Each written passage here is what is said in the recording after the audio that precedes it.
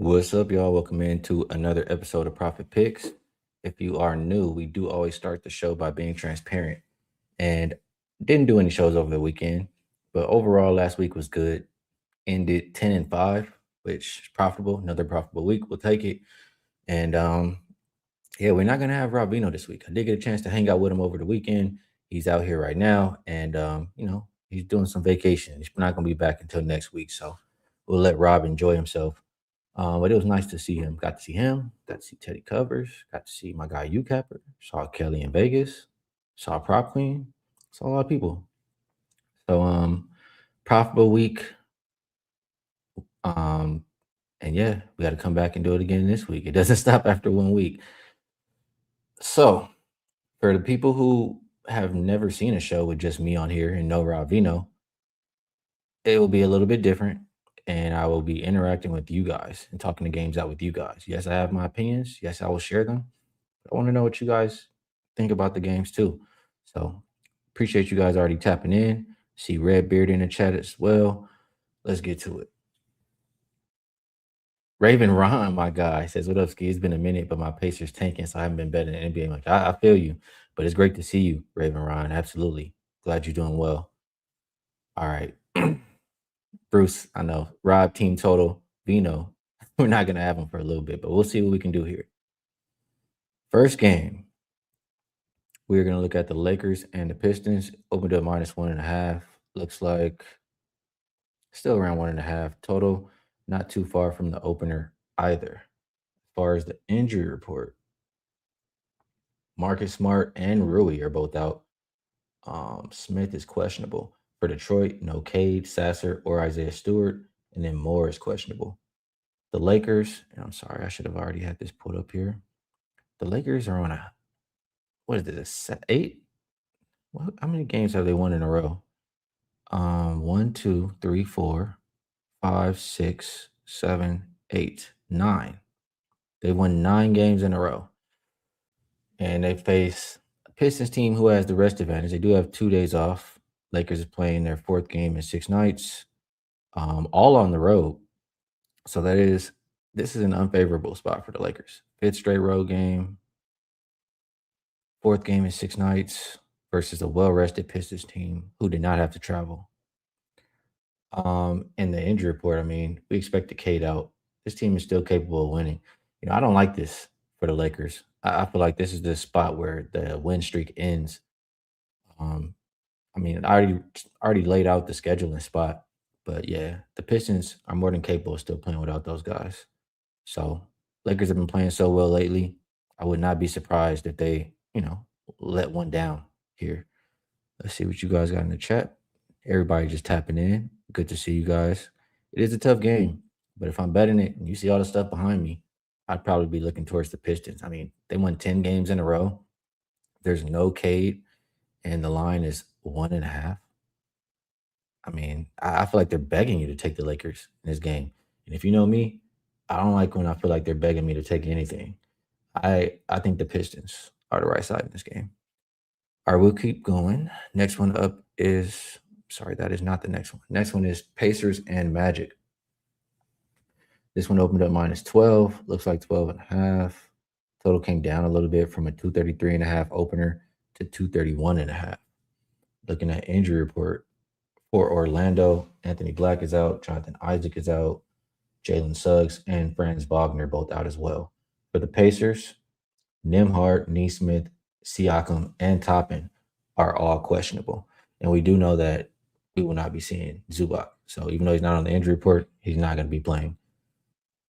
This Magic team, and I will get over there, they have lost, 3 games in a row?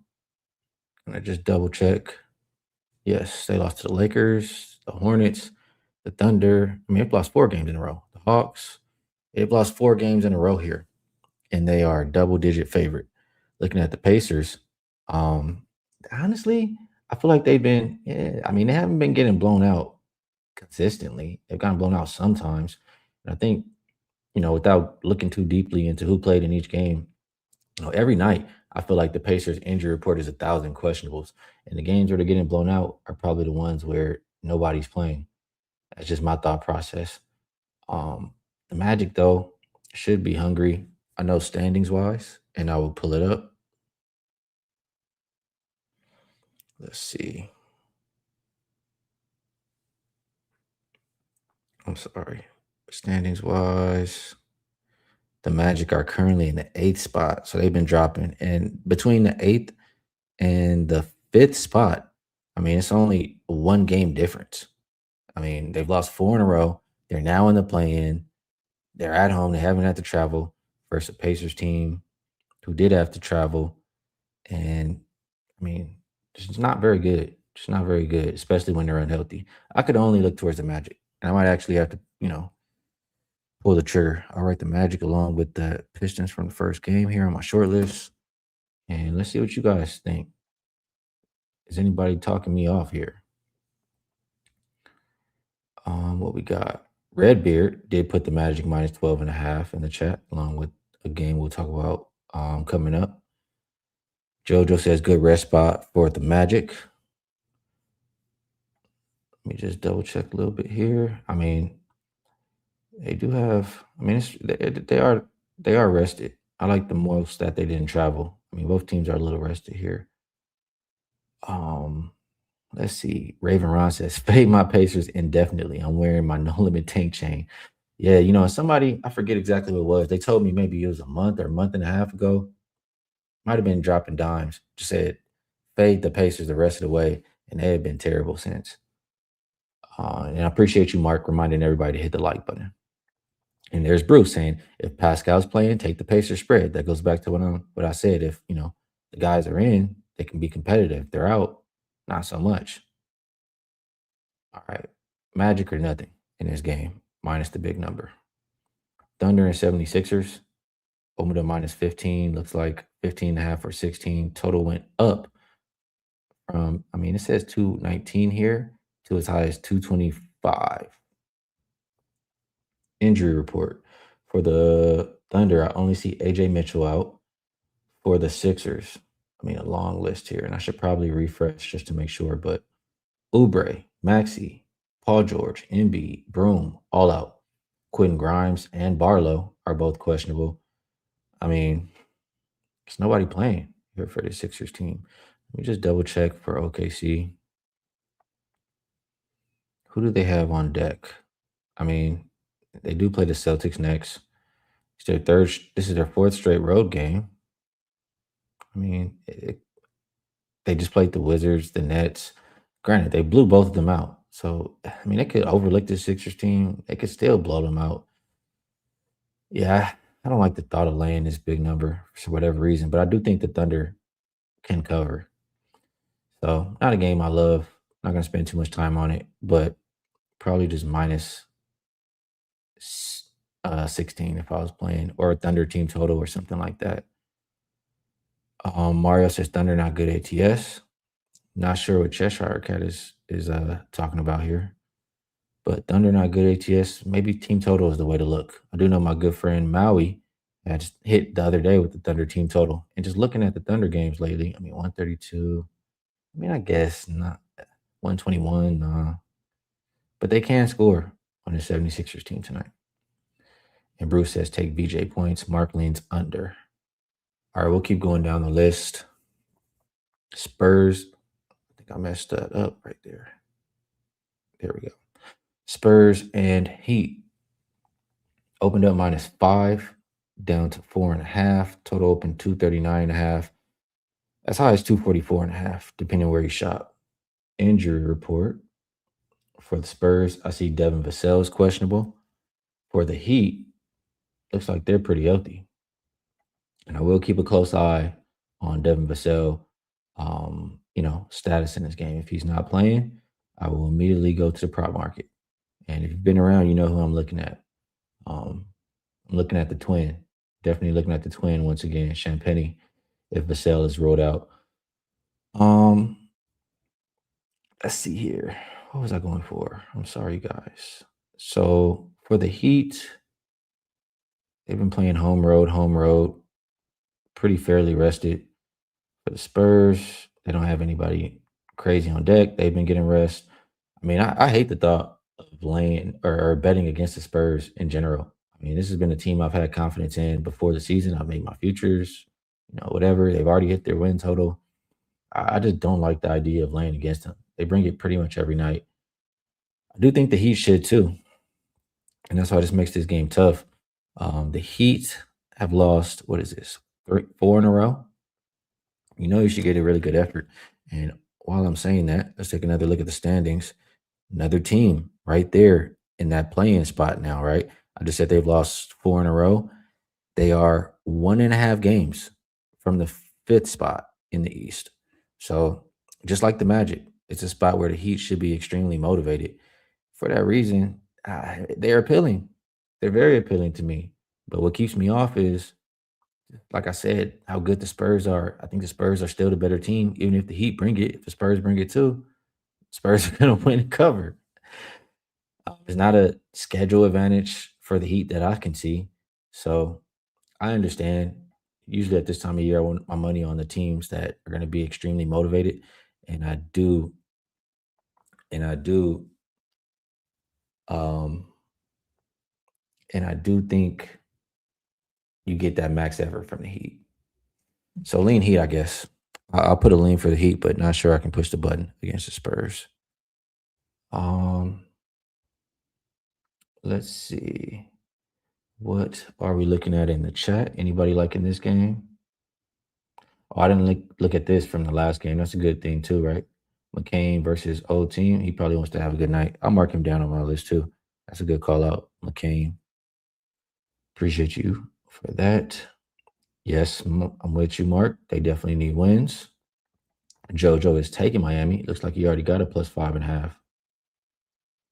Um, LA Mackin like an under 244.5. Yeah, I think Miami is the right side, honestly. I do.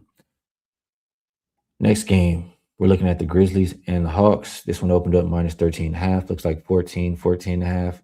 Total opened up 237.5, as high as 241 is what I'm seeing right now. Injuries for the Grizzlies, we have, the usuals: Morant, Meshack, Coward, Clark, all out. Spencer's doubtful. Small and Taj Gibson are both questionable. For Atlanta, Jalen Johnson is questionable. Let's get to the situation. I don't think it's anything crazy, but I just always like to double check, especially by myself. Yeah, both teams look like they're playing third game in 4 nights, but both teams had rest before this game. The Hawks, they've been playing well. Let me just pull them back up here. They did have that one hiccup, but they were just on a crazy win streak. The Grizzlies. So here's my deal. The Hawks, yes, I think they're a good team. Yes, they've been in really great rhythm. I can't lay this kind of a number with them. I just don't view the Hawks as a -14 team. I just don't. What I think about the Grizzlies, they are missing, a couple players that I would like to have in, but the player I care about the most is in the lineup. Ty Jerome is in the lineup. And with him playing, I'm pretty sure it's like 10-4 ATS, like 11-3 to the over. The Grizzlies offense, it's night and day when he plays. And that alone makes me think that, they can score enough to stay in this game. It also makes me think that the total is moving in the right direction. So Grizzlies are over is what I'm thinking about right here in this game.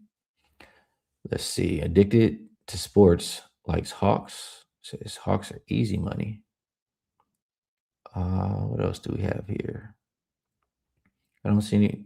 Tommy says, feel they need Coward and Jerome. Yeah, I didn't like seeing. That's why I said, even though some other people on the injury report, Ty Jerome is the most important, but I hear you. I definitely, if he was in, I would be on the Grizzlies too. I'm with you 1,000%. With you 1,000% on that. But I explained how I feel about this one. It's only one way I'm looking, and I told you why I didn't get there yet. Rockets and Bulls. I'll save us some time. I don't have a whole. I guess for the people out there listening, I'll say the injury report, but Yabusele, Simons, Okoro, Ivy, all out. Smith also out for this Bulls team. The Rockets healthy. I At this point in the season, I really need the Rockets to lose games because I'm on their win total under. The Bulls have not been a team that you can really trust to beat anybody lately. I think while I say that out loud, I'm gonna go double check here. The Bulls, I feel like they have been good as a home favorite. I mean, I'm sorry, home dog, and they do have the rest advantage here. So let's just double check.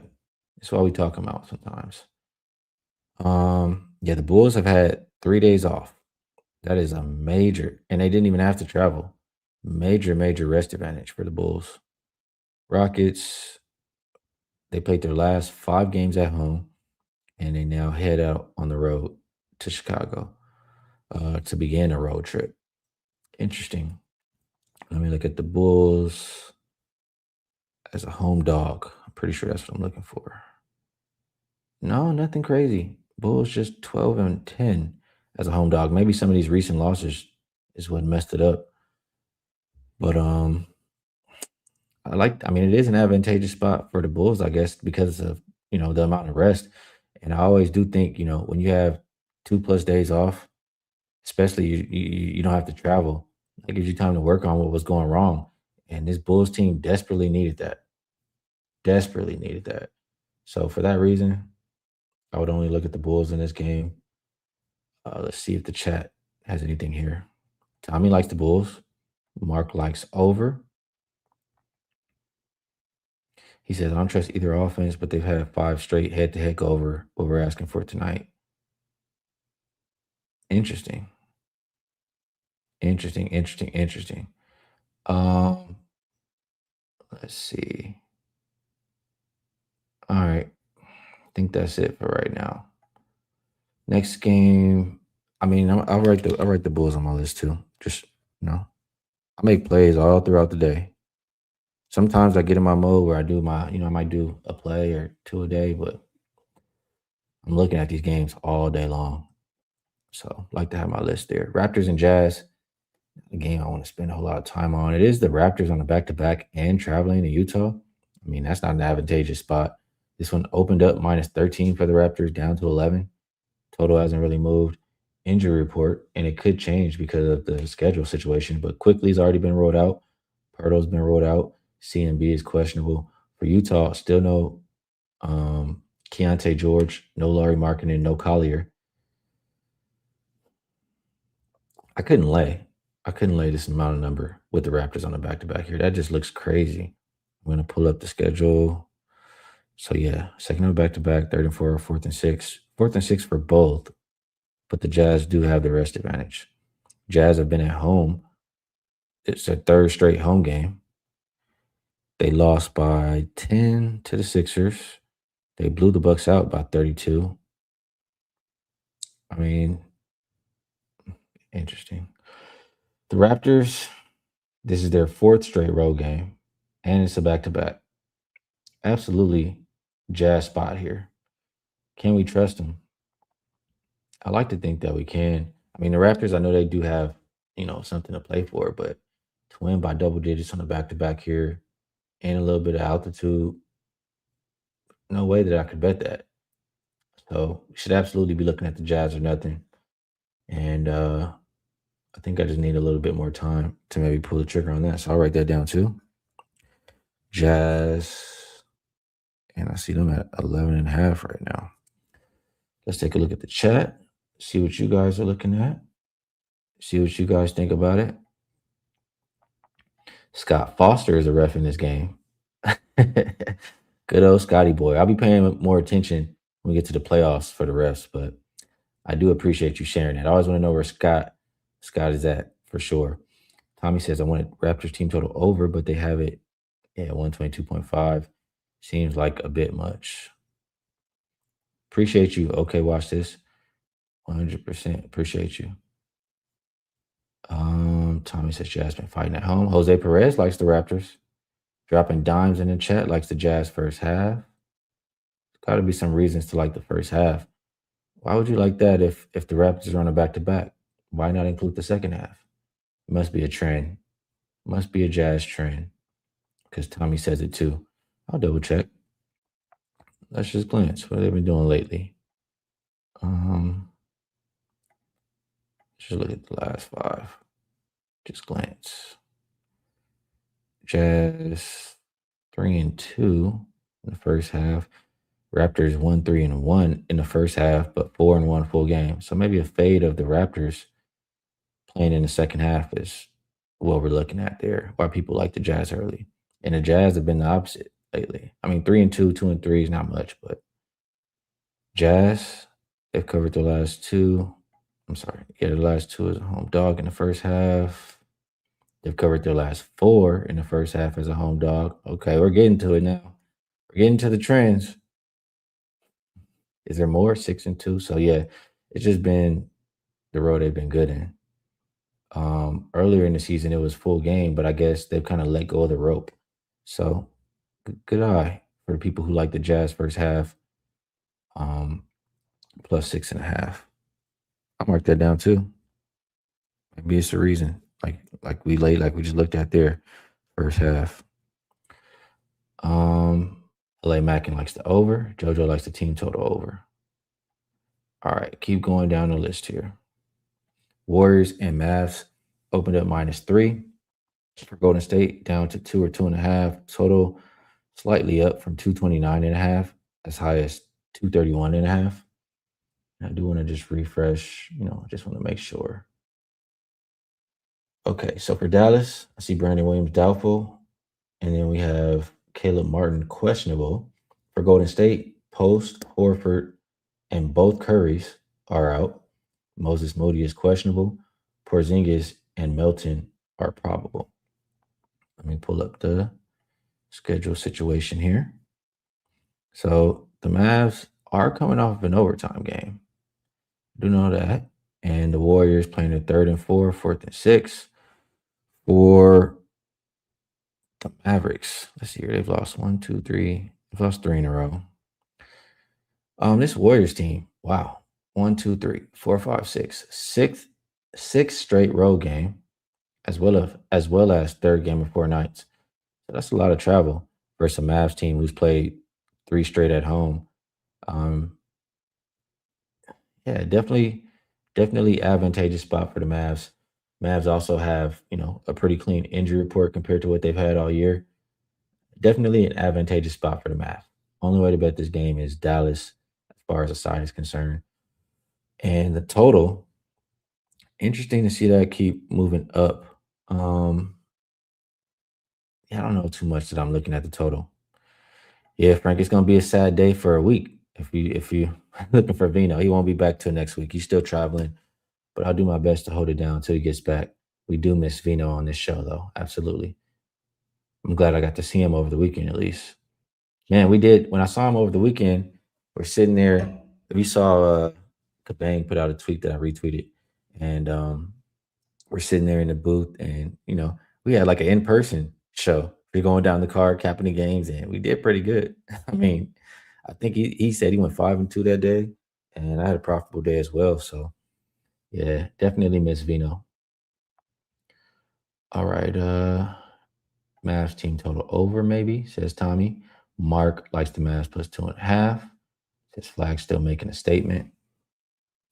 Jose says, aren't the Warriors trying to get into the play-in though? Let's take a look at that. Let's take a look at the standings for the West.